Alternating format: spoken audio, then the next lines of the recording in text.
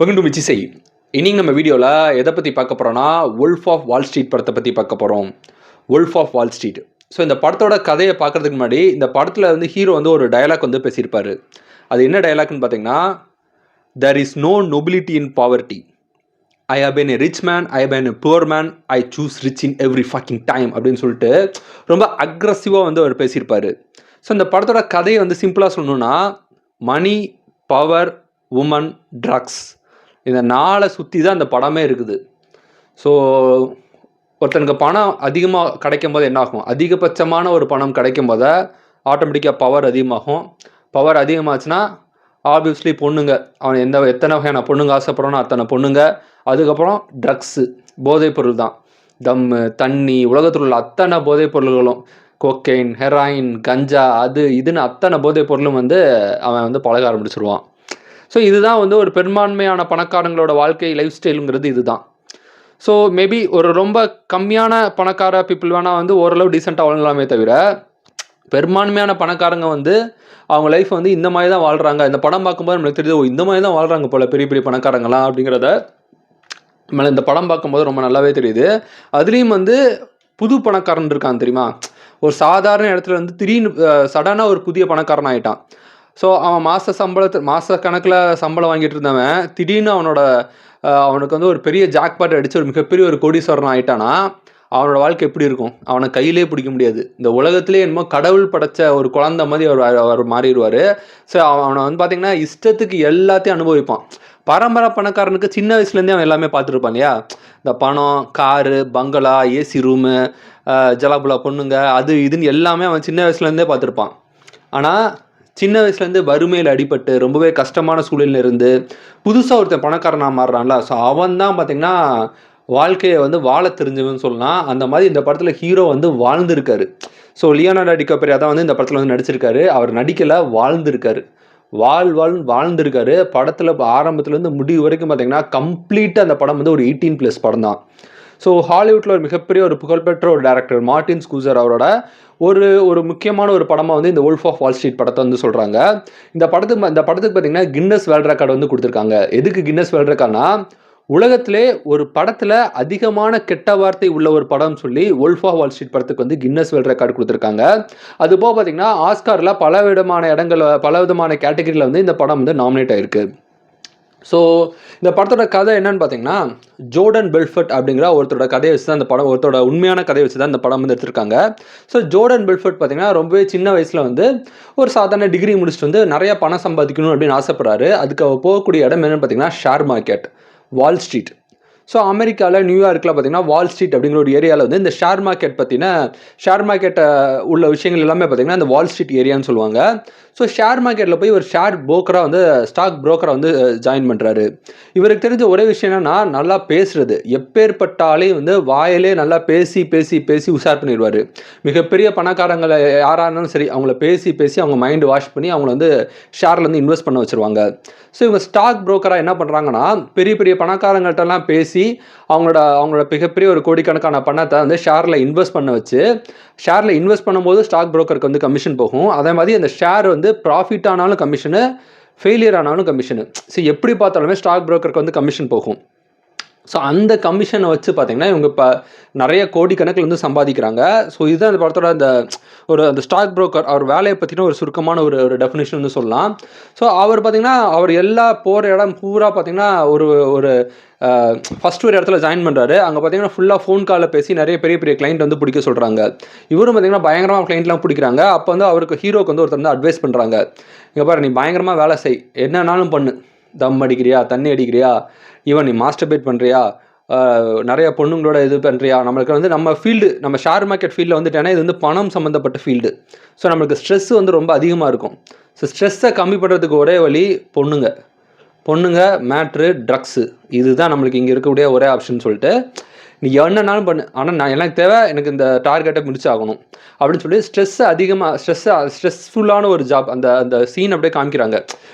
காலைல 9 மணிக்கு ஃபோனில் காதில் ஃபோன் வச்சாங்கன்னா ஈவினிங் வர விடாமல் ஃபோன் பேசிக்கிட்டே இருப்பாங்க. பயங்கர ஸ்ட்ரெஸ்ஃபுல்லான ஒரு ஜாப் தான் இந்த ஸ்டாக் புரோக்கர் அந்த ஜாபு. அந்த ஜாப் வந்து ஹீரோ பயங்கரமாக வந்து பண்ணுறாரு. பயங்கரமாக பண்ணிட்டு அவர் பார்த்தீங்கன்னா நல்லா காசு சம்பாதிக்கிறாரு, நல்லா போகுது. ஆனால் இவர் வேலை பார்த்துட்டு இருந்த ஸ்டாக் ஏஜென்சி பார்த்தீங்கன்னா சடனாக க்ளோஸ் ஆயிடுது. அதுக்கப்புறம் ஒரு சின்ன ஒரு கடையில் போய் ஸ்டாக் புரோக்கராக உள்ள வேலைக்கு போகிறாரு. அங்கே வேலைக்கு போகும் பார்த்தீங்கன்னா இவரோட பேச்சு திறமையை பார்த்து பார்த்தீங்கன்னா எல்லாருமே வியந்து வந்து பார்க்குறாங்க. அதுக்கப்புறம் இவரோட பேச்சு திறமை மூலமாக வந்து நிறைய பெரிய பெரிய பணக்காரங்கள்லாம் வந்து இவரோட இவரே சொந்தமாக கம்பெனி ஸ்டார்ட் பண்ணி அதில் வந்து இன்வெஸ்ட் பண்ண வைக்கிறாங்க. அதுக்காக நிறைய ஃப்ரெண்ட்ஸ் எல்லாம் ஒன்றா சேர்த்துக்கிட்டு பார்த்தீங்கன்னா இந்த ஜேர்னிலே வந்து இவருக்கு வந்து ஒரு ஃப்ரெண்டு வந்து கிடைக்கிறார், ஒரு பார்ட்னர் வந்து கிடைக்கிறாங்க. இவங்க எல்லாம் ஒன்றா சேர்ந்து ஒரு மிகப்பெரிய ஒரு ஸ்டாக் புரோக்கர் பிஸ்னஸே வந்து பண்ணுறாங்க. அதுக்கப்புறம் எல்லாமே அதை பார்த்தீங்கன்னா பயங்கரமாக வந்து கிளிக் ஆகி வால் ஸ்ட்ரீட்டில் ஒரு பிரபலமான ஒரு ஸ்டாக் பிஸ்னஸாக மாறுது. அந்த ஸ்டாக் புரோக்கர் அந்த பிஸ்னஸில் பார்த்தீங்கன்னா ஷேர் மார்க்கெட் பிஸ்னஸில் எவ்வளோ ஃபோர்ஜரியான விஷயங்கள் நடக்குது. ஒரு கம்பெனி நேமே இருக்கும், ஒரு கம்பெனி நேம் இருக்கும், ஆனால் அந்த கம்பெனியே இருக்காது. சும்மா ஒரு பேருக்கு ஒரு கம்பெனி நேம் போட்டு அந்த கம்பெனி நேம் பார்த்தீங்கன்னா இவங்களும் ஒரு ஷேர் வந்து போட்டு விட்டுறது. இந்த மாதிரி பார்த்தீங்கன்னா நிறைய பேர் வந்து நம்பி இன்வெஸ்ட் பண்ணுவாங்க. இன்வெஸ்ட் பண்ணும்போது அந்த ஷேரோட விலை பயங்கரமாக ஏறும். அப்படி ஏறும்போது பார்த்தீங்கன்னா இது அவங்க வந்து அதில் வந்து இவங்க மிகப்பெரிய ஒரு லாபத்தை வந்து பார்ப்பாங்க. அதாவது பொதுமக்களை ஏமாற்றி இவங்க பார்த்தீங்கன்னா ஷேர் மார்க்கெட்டில் வந்து இஷ்டத்துக்கு வந்து விளையாடுறது. ஸோ இவங்க பார்த்தீங்கன்னா நிறைய ஃபோர்ஜரியான விஷயங்கள் பண்ணுவாங்க. ஹீரோவுக்கு பார்த்தீங்கன்னா முதல்ல ஒரு ஒய்ஃப் இருப்பாங்க. அவங்க ஒய்ஃப் வந்து நல்ல கேரக்டராக தான் இருப்பாங்க. ஆனால் ஹீரோ நல்ல கேரக்டர் கிடையாது இல்லையா. ஆனால் ஹீரோ வந்து ஒய்ஃப் இருக்கும்போதே வேற ஒருத்தவங்களோட அஃபேரில் இருப்பாங்க. ஆனால் ஹீரோயின் முதல்ல உள்ள அந்த ஒய்ஃப் வந்து ஹீரோ வந்து டிவோர்ஸ் பண்ணிட்டு போயிடுவாங்க. ரெண்டாவது ஒய்ஃபோட வந்து வாழ்வாங்க. ரெண்டாவது ஒய்ஃப்னு வச்சுக்கிட்டோம்னா அது போக நிறைய அவர் பார்ட்டி கொடுக்குறேன்னு பேரில் பார்த்தீங்கன்னா ஃபுல்லாக மேட்ரு தான். மேட்ரு, ட்ரக்ஸு, சரக்கு அப்படின்னு சொல்லிட்டு மாத்திரை, நிறைய விதமான அந்த போதைப் பொருட்கள் எல்லாமே படம் பூரா வந்து காமிக்கிறாங்க. ஸோ படம் பார்த்திங்கன்னா வந்து கம்ப்ளீட்டாக ஒரு 18+ தான். ஸோ ஒரு மனுஷன் வந்து எப்படிலாம் பண திமிரு வந்துருச்சுன்னா அவன் எந்த எக்ஸ்ட்ரீம் போவான் அப்படிங்கிறத இந்த படத்தில் வந்து ரொம்ப நல்லா காமிச்சிருக்காங்க. உண்மையான கதையை வச்சு எடுத்திருக்காங்க அப்படிங்கிறது ரொம்ப ஆச்சரியமாக இருக்குது. ஸோ போதைப் பொருளை பார்த்திங்கன்னா அவன் யூஸ் பண்ணாத போதையே கிடையாது. அத்தனை வகையான போதைப் பொருள், உலகத்தில் உள்ள அத்தனை போதைப் பொருளையும் யூஸ் பண்ணுறான். அதுமாதிரி பொண்ணுங்க தான். அவனுக்கு யாராவது ஒருத்தரை வந்து டீல் பிடிக்கணும், ஒரு பிஸ்னஸ் மேனை டீல் பிடிக்கணும் அப்படின்னா அவன் வந்து அவங்ககிட்ட இருக்க அந்த பொண்ணுங்களை பயன்படுத்திக்கிறான், இவங்ககிட்ட இருந்து அந்த பணத்தை பயன்படுத்திக்கிறான். ஆனால் எல்லா இடத்துலையும் வந்து பார்த்திங்கன்னா ஒரு நேர்மையான ஒரு அதிகாரின்னு ஒருத்தர் இருப்பார், நேர்மையான ஆஃபீஸர்னு ஒருத்தர் இருப்பார். அவன் இந்த படத்தில் பார்த்திங்கன்னா FBI ஏஜென்ட் ஒருத்தர் வந்து ரொம்பவே நேர்மையாக இருக்கார். அவர் வந்து விலை கொடுத்து வாங்க ட்ரை பண்ணுறான், பொண்ணுங்க மூலமாக கூட வச்சு ட்ரை பண்ணுறான். எதுக்குமே அவர் அசரவே இல்லை. அவர் 100% ஹானஸ்ட்டாக நேர்மையாக இருக்கார். ஸோ அவர் இவன் வந்து பின்தொடர்ந்துட்டே இருக்காங்க. இவன் பண்ணக்கூடிய தப்பு எல்லாத்தையும் பார்த்திங்கன்னா பின்தொடர்ந்துட்டே இருக்காங்க. நிறைய பத்திரிகையை பார்த்திங்கன்னா இவனை பற்றி எல்லாமே தப்பாக தான் எழுதிட்டே இருக்காங்க. ஸோ ஆனாலும் பார்த்திங்கன்னா இவன் பப்ளிசிட்டி கூட்டிகிட்டே போகுது. ஆனாலும் இவனோட கம்பெனி டெவலப் ஆகிக்கிட்டே போகுது. நிறைய பணம் சம்பாதிச்சுக்கிட்டே இருக்கான். எக்கச்சக்கமாக பணம் சம்பாதிக்கிறான். பணம் சம்பாதிக்கிறது பார்த்திங்கன்னா நிறைய பேர் ஒரு பினாமி பேரில் இன்வெஸ்ட் பண்ணுறான், ஸ்விஸ் பேங்க்கில் இன்வெஸ்ட் பண்ணுறான். இந்த மாதிரி நிறைய சேட்டைகள் எல்லாமே பண்ணுறான். ஸோ பணத்திமிரு அதிகமாகும்போது பார்த்திங்கன்னா இஷ்டத்துக்கு எல்லாத்தையும் எடுத்து பேசுகிறது, இஷ்டத்துக்கு அவன் என்ன நினைக்கிறானோ. ஸோ போதையை போட்டு வந்து இது என்னென்னாலும் பண்ணுவான். ஷிப் ஓட்டுற மாதிரிலாம் காமிப்பாங்க, கார் ஓட்டுவான் போதையை போட்டு அப்படின்னு சொல்லிட்டு ஒரு ரொம்பவே கிரேஸியாக இருக்கான். என்னை பல நாள் திருடன் ஒரு நாள் அகப்படுவான் அப்படிங்கிற மாதிரி ஃபைனலாக ஹீரோ வந்து இப்போ பிடிச்சிடுறாங்க. ஹீரோ கல்யாணம் பண்ண ரெண்டாவது ஒய்ஃப் வந்து நீலாம் செட் ஆகணும்னு சொல்லி ஹீரோ வந்து டிவோர்ஸ் பண்ணிட்டு அவங்க போயிடுறாங்க. ஸோ ஹீரோ வந்து ஒன்றுமே இல்லாத இடத்துல இருந்து ஷேர் மார்க்கெட் மூலமாக தன்னோட பேச்சு திறமை மூலமாக ஒரு மிகப்பெரிய கிட்டத்தட்ட பல 100 கோடி மேலே சம்பாதிச்சிருப்பார். ஒரு பல 100 கோடி மேலே சம்பாதிச்சு அது எல்லாத்தையும் இழந்து திரும்பி ஜீரோவுக்கு போயிடுறாரு. ஸோ ஜீரோவுக்கு போய் அவர் ஜெயிலுக்கு போய் பார்த்தீங்கன்னா ஒரு 3 வருஷம் ஜெயிலில் இருந்துட்டு திரும்பி வெளியே வந்து அதுக்கப்புறம் எல்லாத்துக்கும் லெக்சர் கொடுக்கக்கூடிய ஒரு பொருளை எப்படி விற்கணும் அப்படின்னு சேல்ஸ் பண்ணுறவங்களுக்கு ட்ரைனிங் கொடுக்கக்கூடிய ஒரு சாதாரண ஒரு லெக்சர் மாதிரி ஒரு சேல்ஸ் எக்ஸிக்யூட்டிவ் மாதிரி ஒரு வேலையில் வந்து ஃபைனல் சீக்வன்ஸ் வந்து முடிக்கிறாங்க. ஸோ எதுக்காக இந்த படம் கேட்டிங்கன்னா, இந்த படம் வந்து இது வந்து ஒரு படம் கிடையாது, ஒரு பாடம் அப்படின்னு சொல்லலாம். ஏன்னா நம்ம நாடுகளில் பார்த்தீங்கன்னா இந்த பயோபிக் எடுக்கிறேன் அப்படிங்கிற பேரில் வந்து பொதுவாக வந்து ஒருத்தரோட நல்ல விஷயங்கள் பற்றி மட்டும் தான் நம்ம பயோபிக் பார்ப்போம். ஒரு சாதித்த மனுஷங்களோட வாழ்க்கை, ஒருத்தவங்க பார்த்தீங்கன்னா என்ன சொல்கிறது, ஒரு அவங்களோட நல்ல மனுஷங்களோட வாழ்க்கையில் உள்ள நல்ல சைடு மட்டும்தான் நம்ம பயோபிக்கில் வந்து பார்ப்போம்.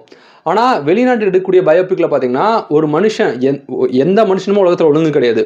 ஒரு மனுஷன்ட்ட இருக்க நல்ல விஷயத்தையும் இருக்குது, கெட்ட விஷயமும் இருக்குது. ஸோ 2 விஷயத்தையுமே பார்த்தீங்கன்னா இந்த மாதிரியான பயோபிக் பார்க்கும்போது நம்மளுக்கு நல்லா தெரிஞ்சுக்கலாம். ஸோ இந்த படத்தில் பார்த்தீங்கன்னா ஒரு ஃபெயிலியரான ஒரு மனுஷனோட கதை தான் இந்த கதை. அதாவது ஒன்றுமே இல்லை இடத்துல இருந்து அவனோட பேச்சு திறமை மூலமாக, ஷேர் மார்க்கெட் மூலமாக, அவனோட பண்ண ஃபோர்ஜரி மூலமாக ஒரு மிகப்பெரிய ஒரு இடத்துக்கு போயிட்டு அதுக்கப்புறம் அங்கேருந்து கீழே ஒன்றுமே இல்லாத இடத்துக்கு திரும்பி வந்திருப்பார் அவர். ஸோ இந்த மாதிரியான ஒரு பயோபிக் பார்த்தீங்கன்னா ஒரு பாடம் அப்படின்னு நம்ம சொல்லலாம். இந்த மாதிரி பயோபிக் பார்க்குறவங்க வந்து ஒரு சீட்டிங் பண்ணு நினைக்கிறவங்க, ஃப்ராடு வழியில் எப்படியாவது பணக்காரன்னு நினைக்கிறவங்களுக்கு வந்து இந்த மாதிரி படங்கள் பார்க்கும்போது கொஞ்சம் ஒரு அஃப்கோர்ஸ் அவங்க வாழ்கிற காலத்தில் நல்லா வாழ்ந்துருந்தாலும் ஒரு கிளைமேக்ஸில் பார்த்தீங்கன்னா ஒரு புத்தி வரும் அப்படின்னு நம்ம சொல்லலாம். அந்த மாதிரி தான் வந்து இந்த படத்தோட கிளைமேக்ஸ் வந்து நல்லா காமிச்சிருக்காங்க. ஸோ இது பார்த்தீங்கன்னா ஜோர்டன் பெல்ஃபோர்ட் அப்படிங்கிற உண்மையான ஒருத்தரோட கதையை வச்சு எடுத்திருக்காங்க. ஸோ அதனால் வந்து பணம் சம்பாதிக்கிறது பெருசு கிடையாது. பணம் எந்த வகையில் சம்பாதிக்கிறோம், ஸோ அதை வந்து எப்படி கரெக்டாக இன்வெஸ்ட் பண்ணுறோம், எப்படி ஹேண்டில் பண்ணுறோம் அப்படிங்கிறது ரொம்ப முக்கியம். ஏன்னா நம்மளை ஏமாத்துறதுக்கு பார்த்தீங்கன்னா இன்றைக்கி உலகம் பூரா நிறைய பேர் இருக்காங்க. நிறைய பேர் நம்மளை சுற்றி இருக்கவங்க எல்லாருமே பார்த்தீங்கன்னா 100% நல்லவங்களும் கிடையாது, 100% கெட்டவங்களும் கிடையாது. ஸோ யாரையுமே நம்ம அளவுக்கு அதிகமாக நம்புறதும் தப்பு, அளவுக்கு அதிகமாக நம்பாமல் இருக்கிறதும் தப்பு. ஸோ நம்ம ஒருத்தரை நம்பி பணம் கொடுக்குறோம், பணம் போடுறோம், பணம் கொடுக்குறோன்னா பணம் அப்படிங்கிறப்ப மனுஷனோட மைண்ட் வந்து கம்ப்ளீட்டாக மாறிடும். ஸோ பணம் அப்படிங்கிற வரும்போது பார்த்தீங்கன்னா கூட பிறந்த அண்ணன் தம்பியே பார்த்தீங்கன்னா அண்ணன் தம்பி அக்கா தங்கச்சி இவங்கெல்லாம் கூட சொத்து பத்துன்னு வரும்போது பார்த்தீங்கன்னா எல்லோரும் வந்து சண்டைக்கு வந்துடுவாங்க. ஸோ பணம் வந்து ஒரு பவர்ஃபுல் வெப்பன் அப்படின்னு நம்ம சொல்லலாம். ஸோ அதனால் அது கரெக்டாக சம்பாதிக்கணும், கரெக்டான இடங்களை இன்வெஸ்ட் பண்ணணும் அப்படிங்கிறது பார்த்திங்கன்னா ரொம்ப முக்கியமான ஒரு விஷயம். நேர்மையான வழியில் சம்பாதிச்சா எந்த பிரச்சனையும் கிடையாது. அநியாயமான வழியில் சம்பாதிச்சா, தவறான வழியில் சம்பாதிச்சா நீங்கள் ஒரு பர்டிகுலர் டயத்தில் நீங்கள் நல்லா வாழ்ந்தாலும் அதுக்கப்புறம் நீங்கள் கஷ்டம் படுவீங்க அப்படிங்கிறதான் வந்து இயற்கையான ஒரு விஷயம். அதான் இந்த படத்தில் காமிச்சிருக்காங்க. ஸோ இந்த படம் பார்க்கலைன்னா வந்து கண்டிப்பாக பாருங்கள். இது வந்து 100% ஒரு 18+ படம் தான். ஸோ இந்த படத்தோட பெர்ஃபார்மன்ஸ், நம்ம லியோனார்டோ டிகாப்ரியோ பெர்ஃபார்மன்ஸ் பார்த்தீங்கன்னா அல்டிமேட்டாக வந்து பண்ணியிருப்பார். அவர் அப்படியே வாழ்ந்திருப்பார், அதுமாரி நடிச்சிருப்பாருன்னு சொல்லலாம். பயங்கரமாக அந்த கேரக்டராகவே அவர் வாழ்ந்திருக்காரு அப்படின்னு நம்ம சொல்லலாம். ஸோ இந்த படம் பார்க்கலன்னா கண்டிப்பாக பாருங்கள். இந்த வீடியோ உங்களுக்கு பிடிச்சா லைக் பண்ணுங்கள், ஷேர் பண்ணுங்கள், மைச்சி சேக்கு சப்ஸ்கிரைப் பண்ணுங்கள். தேங்க்யூ.